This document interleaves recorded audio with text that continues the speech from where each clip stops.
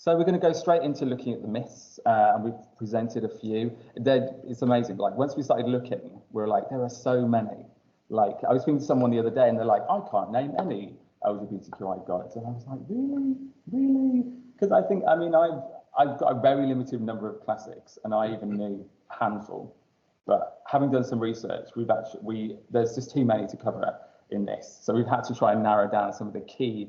We were trying to go for like a broad spectrum, trying to get as many of the acronym of the LGBTQI as possible.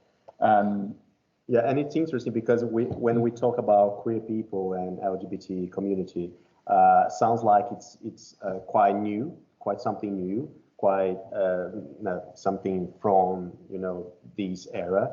And when we looked at through mythology and through history, we can identify many figures and myths that is very identified with our community. So yeah, and what was interesting that I think I read this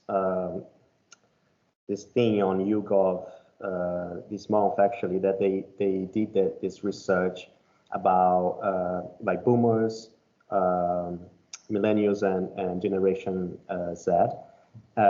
So they were questioning about gender and sexuality. So if they were more into, if they classified themselves as bisexual or heterosexual, homosexual, for example. And it was really interesting that the people that if you see boomers and millennials and Generation Z, it's like a scale. Like for example, the new generation is more open to bisexuals.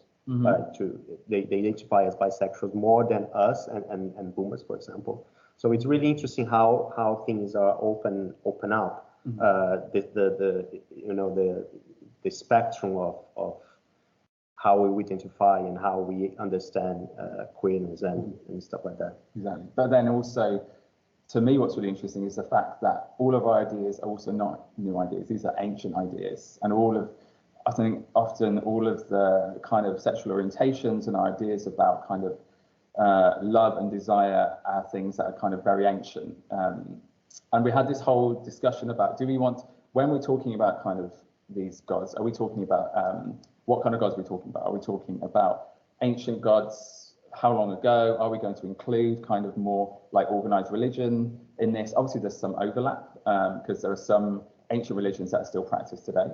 But we were talking about some of the problematics I think we were having with a lot of organized religion kind of like erasing and kind of just erasing and forgetting and suppressing a lot of the LGBTQI identification of gods of indigenous cultures. So we were trying to avoid that. So for this presentation, we decided to just focus on ancient gods and deities. But also, if somebody has brought somebody from a more organized religion, we're happy to hear it. But it's just our kind of like stance with how we've done our research and what we've decided to kind of focus on. Yeah. And another thing, as we're artists, we were interested in not just the kind of the historical facts, which obviously exist, but we wanted to see like modern day artistic interpretations of these gods. And obviously we're quite biased because we're performance makers. So a lot of the people here tonight are also performance makers that we're showing on the presentation. But to me, it's interesting. I think I've seen a lot in like my peers and a lot of contemporaries I work with, particularly in the kind of the queer cabaret scene and the performance art and live art scene. Less so in theatre, I find, or like contemporary and traditional theatre, of people researching and embracing and performing these gods on queer stages and in black box theatres and out on the street. So that to me is kind of interesting, seeing already those kind of communities are interested in kind of looking back and doing more research and reclaiming some of these gods for themselves. So we can see some of that now. Cool.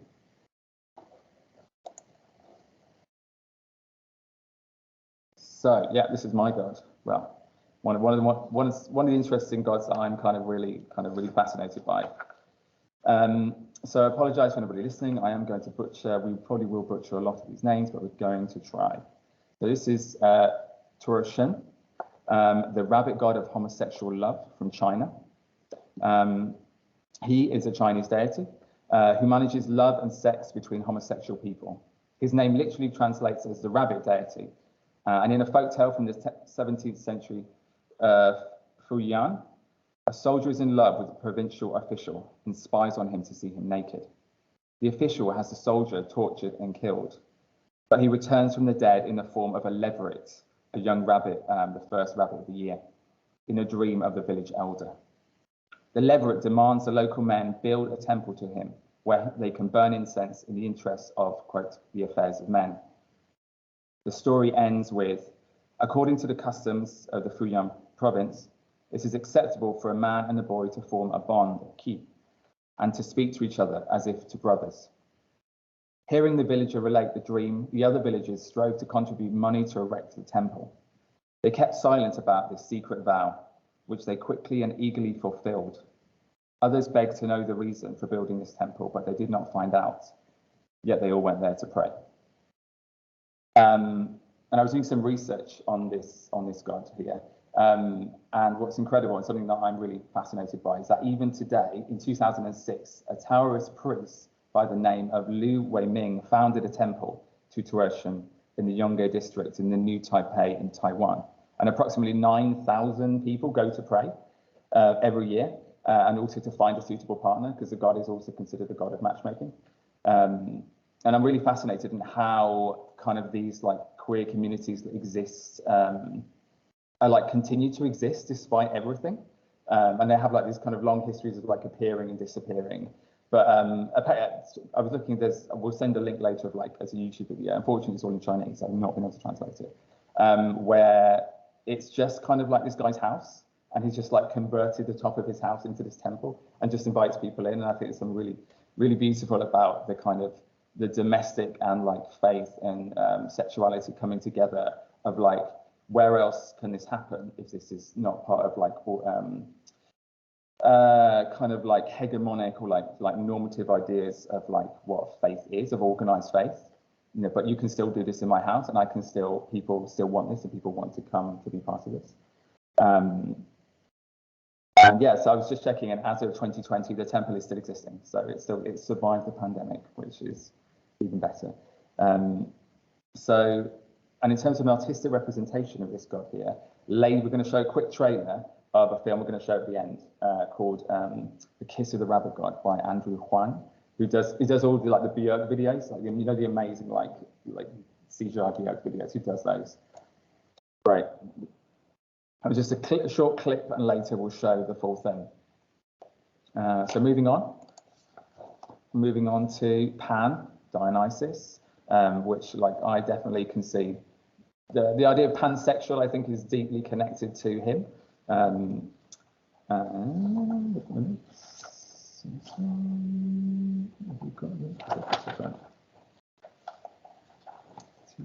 Yeah, great. So Pan and Dionysus are kind of two different kind of gods, but Dionysus was the original Greek version, and then it kind of transcended once the Roman Empire took over and absorbed a lot of those gods and became Pan. So I'm going to talk about them together, but there are differences between them. Of course, many mythological texts and artworks connect Daphnis to the satyr Pan, the god of music. Pan frequently was depicted in sculpture chasing both men and women around, with his always erect penis and oversized scrotum. Half man, half god, bisexual, sasquatch. Best known as the Greek god of wine, Dionysus was also the god of intersex and transgender people. Male lovers of the god included the satyr Ampelos and famously handsome Adonis. He was also once made a journey to Hades. It's not about kind of like queer deities having to die and go to the underworld and come back. And he once made a journey to Hades and was guided by the shepherd Proximinus, who led the way in exchange for the chance to make love to the party god. When Proximinus died, before that deal could be consummated, the god created a wooden phallus to ritually fulfill the promise, according to research by a number of Christian historians, including Hyginus and Arnobius. And one of the artistic representations of this I love is a friend of mine called Oberon White, who made this amazing piece called Wine God, which, as he describes, is a contemporary ritual, a multidisciplinary performance tracing the ancientness of queer identity through a language of experimental electronic music, virtuosic vocals, and original texts. Wine God explores our unity as living, fleshy beings on an increasingly fragile globe. Wine God has been shown at the Roundhouse here in London, Sounds Like This at Leeds College of Music, Rough Trade Nottingham, and the Glory Club in East London. He's got this beautiful quote here. I forgot we've got the trailer. Cool. Pause it a second. The deification of what cannot be said, the familial wound, the hole in the head, the tunnel in the hollow, in the hole in the gap, the following back to tangled spools of thread. So I saw an early version of that a few years ago, and it was so pungent. It really brought the idea of the hedonistic idea of Pan being the god of wine and kind of this overabundance, which I think is quite. It's interesting to see the kind of the parallel between the ancient idea of what that was, of people, the Romans and the gods, drinking, over drinking, and having to throw up to be able to make more space, and then also linking it to this kind of East London queer club culture of this kind of idea of excess. I just still remember the kind of the smell of all this wine and him moving through the audience, trying to serve us wine while covered in all of this mess. I think he really brought that kind of when I was thinking about this lecture, I was we have to include him because it's just a perfect correlation between these two things. And now moving on to the last of my three deities I'm talking today, is Artemis. And in quite a contrast to to Pan and Dionysus, of Artemis for me is a goddess of asexuality and of lesbianism. So she's the goddess of the hunt, the moon, untamed nature, childbirth, women and young girls. After assisting her twin brother Apollo's birth, she decided she wanted to remain a maiden, although she helps all women assisted in childbirth. The goddess was, by different accounts, a nearly sexual virgin or a lesbian with many nymph lovers, including Cyrene, Atalanta, and Anticlea, as well as a moon goddess, Dictyna. By some accounts, she was Callisto's lover before the nymph was raped by Zeus. Researcher Johanna Hypatia Sibalia writes that the lesbian and the gay devotee worshipped her as Artemis or Thea, and that lesbian Port Artemis, a group of all female hunters who were her handmaidens and assisted her in the killing of monsters. They all took a vow of chastity, and in return received immortality, unless they should be felled in battle or break their vows. Now, unfortunately, we don't have any direct artistic representation. If anybody out there has made a piece about Artemis, I would love to know, because I'm really, really keen to see some work that isn't about the over-sexualization of LGBT people.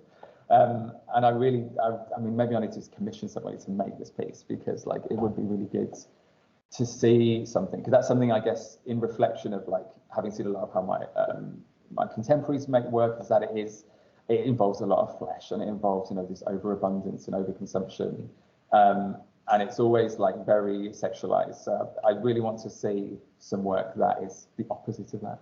That kind of it's more about community, and it's more about kind of friendship, and the kind of the more asexual, on the more asexual and demisexual idea of the spectrum. Cool. We're moving on to Paddy. Yeah. So when I was researching these myths, I wanted to find something that was more related to my culture as well. So I'm from Brazil, and in Brazil it's not pretty much a divine queer creature, but Tibida became a martyr actually. In Brazil, because he was the first indigenous man gay, and he was baptized and then executed for sodomy by French Inquisitions in Brazil.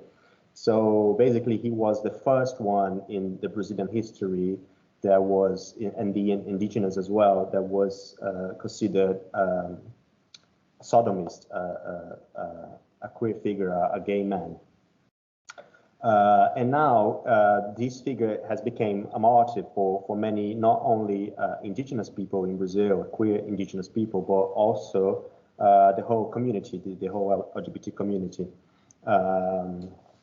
So most people also picture Tibira as São Tibira, which is like a saint or something like that. So I was researching also some queer indigenous people that was not directly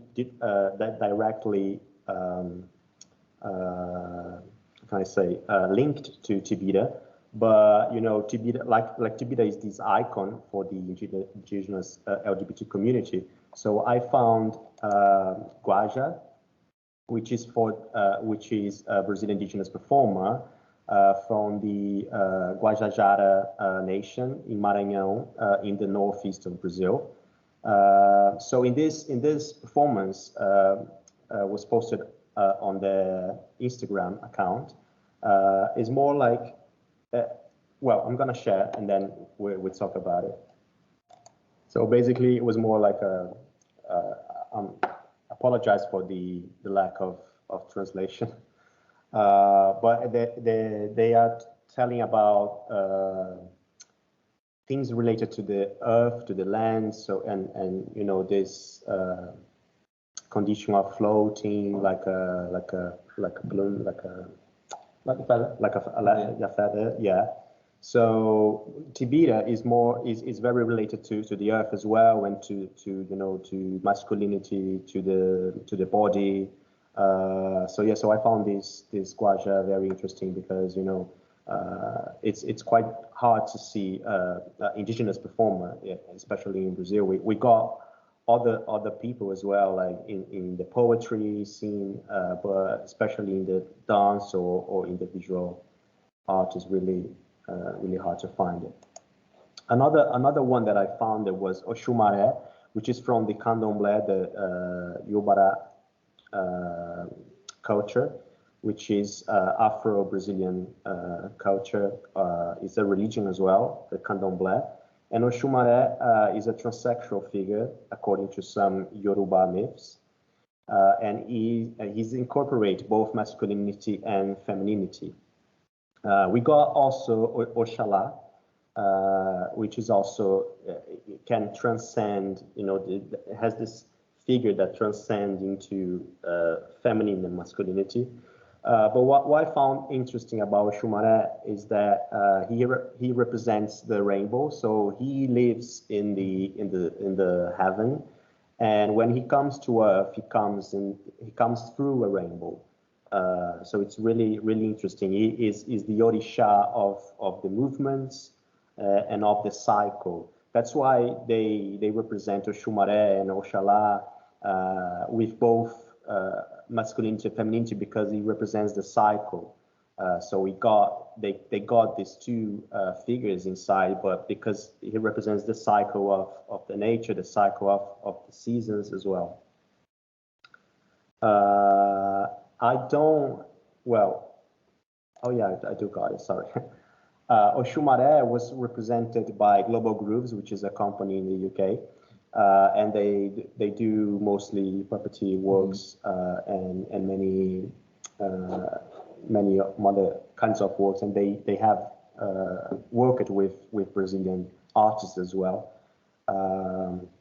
So Oxumaré is this figure of androgynous deity that embodies the rainbow and the snake, symbolizing fortune, time, and transformation. So the puppetry is really like big, huge, and for, you know, biggest outdoor events, and it's really interesting because you can see the colors. It's really colorful. So they got this representation from the Oxumaré myth and tried to represent it by the colors of the rainbow. And the last one is Shamba or Samba, which is interesting because Samba is from Brazil, and I was looking at this. Oh, samba. Wow, that's really interesting. So I found that this is the son of Krishna, and he would dress in women's clothes to seduce them. So to gather around women and seduce them. And also it's represented by the femininity as well. So unfortunately, I couldn't find any other artist that has worked on this myth. But if you guys heard about it, please send us to us as well, share this. I think the idea was more like to create this talk about these ideas of trying to materialize these myths into our work. Yeah, so what else? Great. So now we're going to kind of hand it over to you.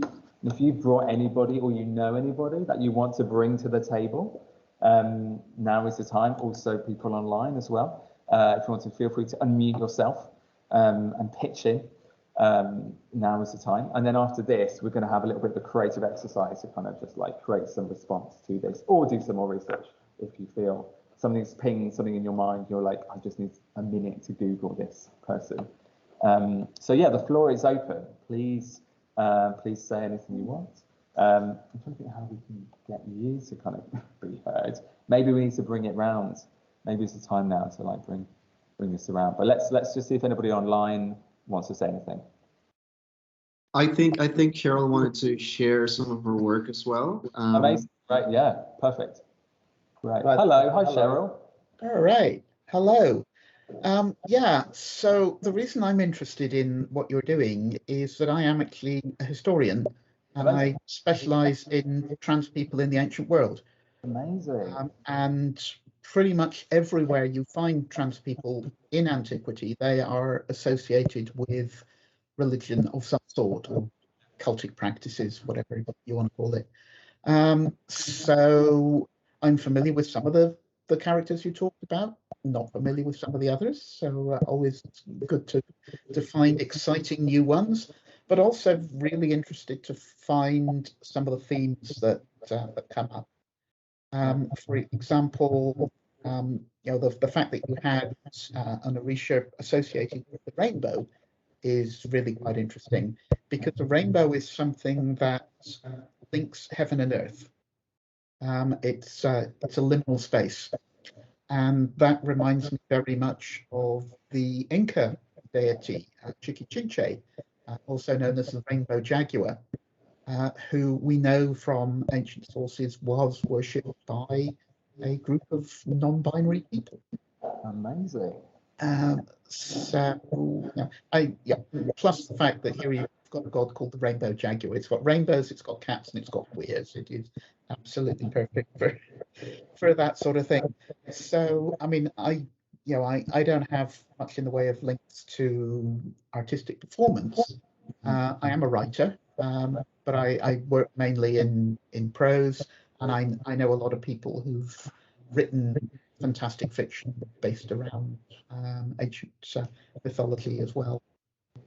So I might be able to help out in that way. That would be great, because I mean, we were looking at some writing. We originally wanted to talk about including Achilles and Patroclus, and there's been a recent book called The Song of Achilles, which is like requires being the kind of lots of young. I think it's quite American. I think it's an American author, and it's like a lot. Madeline Miller, yeah. It's a big fashion at the moment to do books based on Greek and Roman religion. And that one obviously has a queer couple at the center of it. Most of them don't. But there is an anthology coming out, hopefully later this year, that will be specifically queer reworkings of Greek and Roman myth. Right. Looking forward to seeing what that produces. Yeah. Does it have a title? Does it have a title? I can't remember offhand. Just email us later if it's sure. Yeah. Great, fantastic. Thank you so much. That was brilliant. Thank you so much for having you here. Thanks for coming. And I'm sorry if we butchered any of the names. I was like, oh no, I hope there's no like real historians who know that I'm like saying. Yeah, no, I mean, we have no idea how those names were pronounced. So really, there's Nobody can tell you you're wrong. Right. I don't know whether Hermes is generally thought of as queer, but I think the behaviour of Hermes, or the trickster gods, or Legba, or any of these kind of like trickster figures in either the mythologies of the ancient classical world or different indigenous cultures, they always seem to sort of swing between different states, and I find they are spatially queer, if not sexually queer. I mean, I'm not a mythologist, so I don't know all of the stories, but I find that any of those gods who move like are messengers and move between the different the world and the underworld, they queer the pantheons that they interact with, they queer the existence that they existences that they touch. And I find that very interesting, because like what are we talking about when we're doing queerness? Are we talking about sexuality, or are we talking about action in the world, or a whole gamut of different things? Yeah, exactly. Yeah, and I think for this talk we kind of focus more on it's a mix really, I guess, of like kind of historical interpretation of like what we think these gods are, based on the archaeological record and like what other people have written about them, like the contemporaries at the time. And then also from the art, it's quite interesting seeing like sculpture and like pottery, and then and just kind of intuiting that with what's written is quite interesting. But yeah, I think most of it feels more like we focus more on the kind of sexual orientation by the kind of the lovers that they had, rather than like perhaps more like queer theory ideas now of like, and I guess there's a lot of talk now about queer coding, about the queer coding of characters. Is that kind of like a more subtle, more nuanced idea that I think we haven't quite touched on, but I think it's something that would be good to explore for the future. Cool. Anybody else? I think that's it. I think, yeah. We'll move it back to us.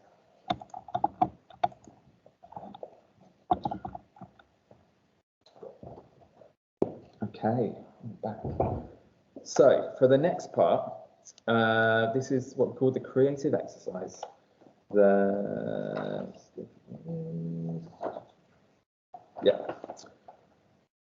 So, as we're all kind of creative people, I think most of us here tonight, online and here in the space, have some kind of creative practice.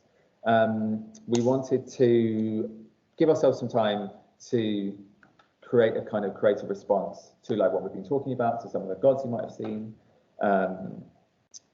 And I guess I'm interested in terms of like, particularly from the show that we just made last year with my father, in terms of like, how do we honor people? With Day of the Dead, it's a lot about honoring the ancestors, so the ancestor worship from both sides. And we approached we were interested in the term ancestor, and like, who is your ancestor? Is it always your blood relationship? And for Mexican Day of the Dead, most of it traditionally is that. But the more we thought about it, and we thought about like, if we're making a piece of like, immersive interactive theatre, that's going to be, we don't know who's going to walk through the door. How can we open up what this idea of like family is, and what veneration is, and offering? So for us, our ancestor was anybody who had who impacted or influenced your life. Just because we knew people who come from foster care or from adopted backgrounds, but also a lot of people don't get on with their family. And interestingly, in terms of like LGBT narrative, there is a strong narrative where ownership and disownership from our family is very strong. So we wanted to kind of have a space that people didn't feel obliged to have to bring their family, to worship their family in that sense at our altar and our shrine. And I think, to me, there was an interesting correlation between going back to like with the rabbit god deity, of like how a shrine has emerged in this person's home, where people feel kind of They don't identify with the hegemonic, the dominant structures of faith or like community. And through this kind of learning about something ancient, they have been able to create something, build this community for themselves where they have a sense of belonging through this deity. So I guess I was quite interested in, if we make a piece of work, if we're making art, who are we making it for? Are we making it for ourselves, or are we making it for something divine or something that is related, that we want to kind of ask it something? So kind of bearing that in mind, we have prepared some things here physically in the space here at Bathway, but we're calling out to anybody. We have got something, a slightly different variation for people online, but they have the kind of similar kind of ideas. So task one, we'd like you to choose one or two gods that either you connect with or resonate with, and why. Do you see a parallel of their narrative, of their mythology, with your own sexual identity and journey? Or B, do you wish to invoke the blessing, guidance, or power from a god that you don't identify with, or one that you wish you're so, this sense of like, if you're lacking something, you will go to that deity to request it for guidance, power, blessing. And how does your creativity and creation honor and invoke them? What do they want from you as a believer or a follower? And this is an open form.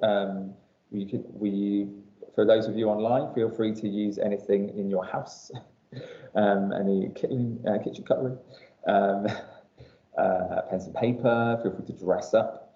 And we want you to create a very short creative response. That's either a text or a sound, a vision or a movement. It could be a poem or a song, a piece of spoken word or a short video if you just want to do something to the camera, maybe a dance.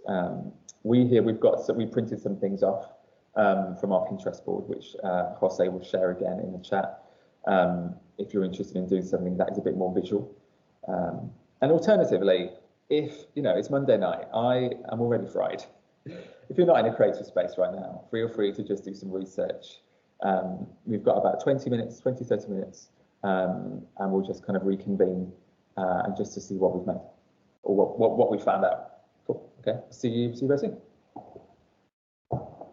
Right. We're just kind of going to reconvene to see. Yes. Great. We're just going to reconvene to see, hear, and listen like what we created in the 15-minute whirlwind of creativity that we've all just gone on. Shall we start with people online? Or I think someone's talking. Alrighty. So very quickly, the goddess that I'm talking about is called Cybele, and she was worshipped all around the ancient Mediterranean, but particularly in the Roman Empire. She arrived in Rome about 200 BCE to help them against Hannibal, but she'd clearly been around for a long time before then. The Romans traced her all the way back to the Trojan War, which was like 1,000 years in the past by then. And her followers included people called Galli.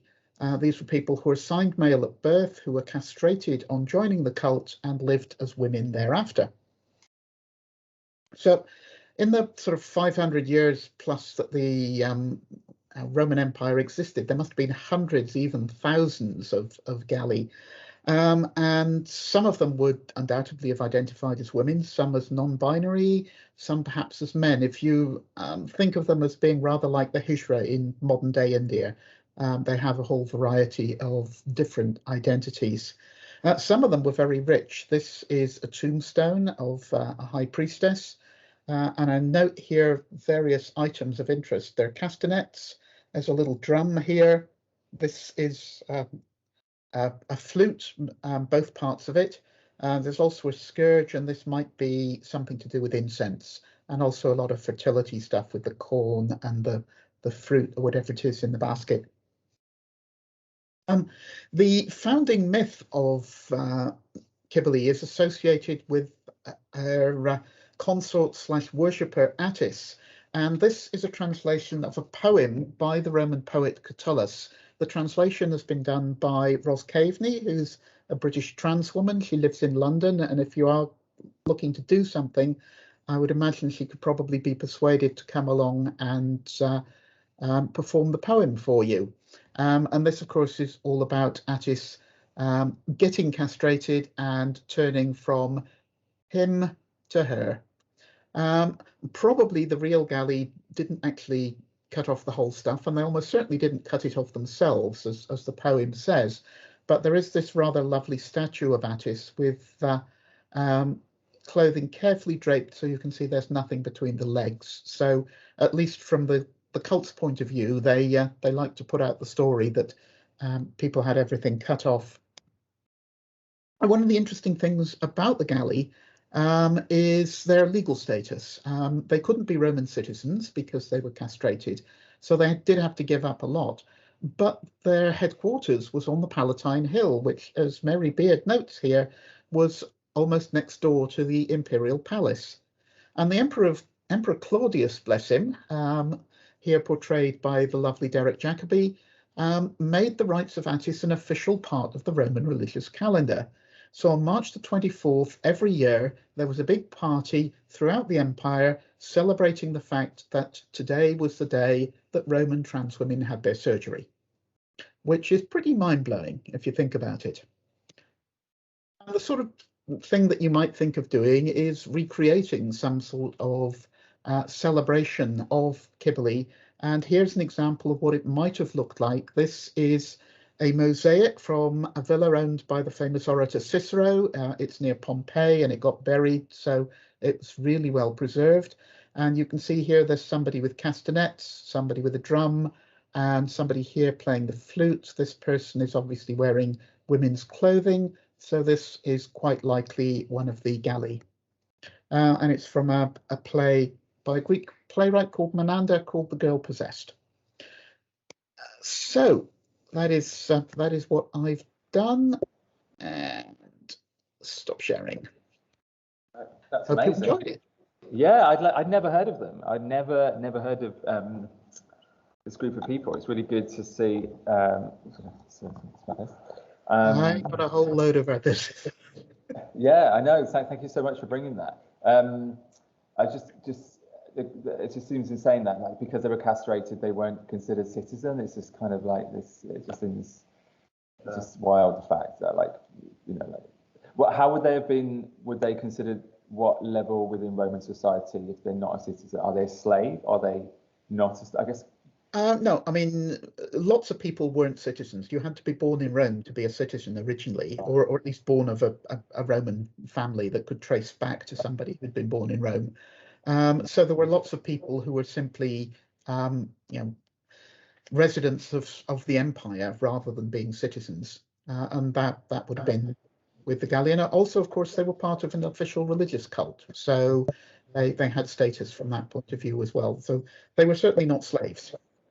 Yeah, I've forgotten that there were other levels of that. But then, if you weren't a citizen, you had less rights, like you couldn't vote, all that sort of stuff. Yeah, exactly. So it's still deeply class stratified. Yeah, that's okay. Yeah, no, I'd never heard of them. I mean, like, it feels. Are they quite a recent, not like discovery, or like how recent has the research been on? There's loads of it out there. I'm in touch with an international group of trans classicists, and there are lots of people out there doing research on them. Yeah, it's very, very well known. Yeah, that's good. So, because I'm just always interested in, like, at what point does the research come around, and, like, is it kind of new research that people have, like, kind of questioning kind of like older bodies of research by through kind of like the meeting of queer theory, like questioning a lot of kind of like heteronormative views of archaeology and history. Well, there's so much evidence from Rome that these people existed and how they behaved that people couldn't really ignore it. But of course, if you go back into 19th, 20th century historians and archaeologists, they either say we don't understand this at all, or they have a good laugh about it. But later 20th century, people already started comparing them to people like the Hijra in India, and now it's full steam ahead, basically. Yeah, exactly. It's amazing. Thank you so much. Thank you. We're going to show our attempts, but that presentation was fantastic. Like, we have just been cutting up pictures, but we're going to go around. Anybody want to share their work? We're going to start here with Caddy. Oh, my God. Why not? Talk to us about it, please. So, well, basically, well, it's not finished yet, but I found this figure really interesting because of the color of the body here. So it's purple, and reminded me some indigenous figures as well. And why I put this like this guy here, like sort of praying for this one, is more like a representation of how do I see me and me like praying goddess, for example. So and because this is more like a feminine figure here, so I believe because my gender is male, but I do feel like more inside of me, like my essence is more feminine. And I put like it's not a tattoo or something, but I just wanted to put this Jabaquara here, Jabaquara Ja. I put in this way because Jabaquara is an indigenous word as well, and it was the name of the barber that I was living in Brazil, in São Paulo. In São Paulo, there's loads of names and streets and named by indigenous word.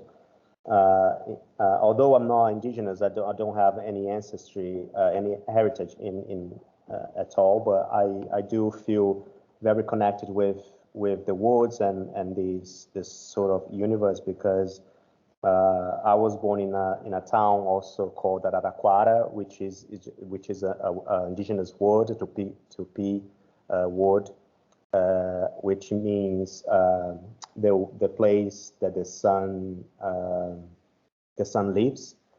So yeah, it's really sunny and hot, my city. So yeah, so I do like, I found the colors as well, like pink here, because it's not much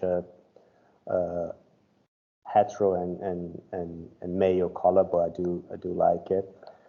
Yeah, I didn't have much time to. Oh, and because of the reason I put here as well, because I believe we do things in a way that we are trying to, like it's for ourselves, but we do things mainly to, I don't know, to thank or to, pray for these images that we live inside. I don't know. That's it. No, that's great. Thank you. I'm going to show you now. Thank you. Thank you, Kevin. So do you want to just talk about the image? We were having a conversation about the image. We were both drawn to this image. Can I just show you this one? So this image here. Not particularly well, but yeah, sort of like that. Just obviously, it's like this incredible fashion shoot, high fashion photography shoot, but it's from an art project by some Filipino artists who are looking at kind of reclaiming a lot of their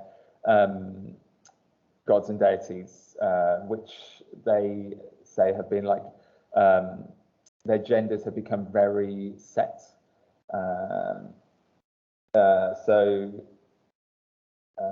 These are from the artists called Renz Botero, Natu Zantino, and Ram Botero. And the artists reimagined the deities of Philippine mythology in a virtual exhibition called Diwata, which highlights gender fluidity throughout Philippine mythology. And this is a quote. Just as mythology is not historically accurate, our reimagination of pre-colonial deities transcends history to represent true experiences. It is a celebration of our boundless capacity to transform. And they're part of a research group called the Aswang Project, which reinforces this, stressing that pre-colonial Filipinos regarded their deity as manifesting as different genders and interpretations. But it was only until the 20th century when Filipinos, quote, locked themselves into specific genders of these deities when stories were documented. And that got us, we were talking about how it'd be interesting if there was any research in like when people started writing about kind of like the gods and their sexualities and their genders, was that a point when they became more defined? Like in a more oral tradition, is gender more fluid? I'm sure somebody's doing a PhD somewhere about this, hopefully, because it'd be really fascinating to know. In terms of what I was making, so I kind of made this very, very quickly, because I was thinking about how much do we know what the gods themselves feel like, or like what sexuality was for them, because obviously everything we know is from this kind of mortal perspective. And it kind of got me questioning of like, who do the gods pray to for their kind of like queer guidance? And yeah, it was just kind of a conceptual thought, and that's just kind of what I made from that. Because yeah, I guess in some way we can't ever know unless you have a direct communion with them. Yeah, I'd be interested to hear people who follow, especially from these communities, like the rabbit god, what that direct communion is with that kind of queer deity. And it's really interesting because I think for me, my kind of queerness has come from an internalized sense of that, rather than a kind of looking to something not other, but something else, something higher. So yeah, I'm going to try and like find some like documentation of like people who are part of that temple, talking about what it's like to kind of have this kind of communion with that divinity. That'd be fascinating to hear what that sounds like. Yeah, of course. So I wanted to write the poem at first, but then I kind of got like distracted. But I was doing some research. I wanted to see some more like deities. Great. And they're not performing it. Could you come a little bit closer just so we can hear you? Yeah, if you sit. You don't have to be on camera. It's just about getting. I think because the microphone is in there. There's a mic here. Yeah. Great. Yeah, it's good. And I realized I feel like there's so many like gender non-conforming or like non-binary deities out there. Because the one I came up with, or the one that I found, was an Aztec deity. I'm not sure how to pronounce the name, but I'm gonna try. Is that with an X? No, with an O. Tekaki.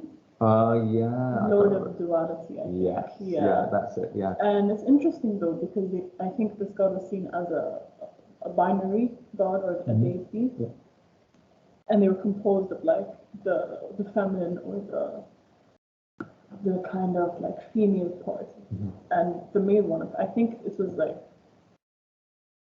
a marriage between like a female and a male, and it became like another, I don't know, I just thought it was really interesting.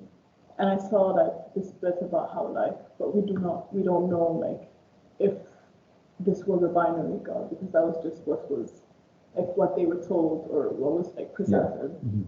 Yeah. Well, yeah, exactly. I mean, it just brings up this gap that is made between like what happened in the past and like what we have to kind of interpret. Exactly. And how much kind of license we have with that, and then kind of like the debates people can have. Like, some curious, like Cheryl, like how much debate is there? How like fierce does it get in terms of like people wanting to say, no, the god was this, and no, the god was that, and then. Yeah, no, it does get very heated at times. And the Aztecs are particularly interesting because we don't really understand them terribly well. We get all these images which look potentially very queer, but when you start to dig into their society, right, amongst the Aztecs, same-sex relationships were punishable by death for both men and women. Now, of course, this is the Aztecs, so almost everything was punishable by death. Yeah. But so you have this, on one hand, you've got these apparently quite queer deities, and on the other hand, it's not accepted in society. And one of the things I find quite interesting is the Greek and Roman god Hermaphroditus, who is generally shown as a beautiful woman with male genitals. And there's been a lot of discussion amongst classicists as to what this means, and mostly, of course, with history being written by middle-aged straight men, they think that this was the Romans having a big joke about something. But there's nothing actually in the sources which say it's a joke. As far as we can see from the sources, the only particular association people have of Hermaphroditus is with marriage. And so it's possible that Hermaphroditus was symbolizing the union of male and female in a relationship. And that might also be what the Aztecs were trying to do. But we don't know. We know so little about the Aztecs that.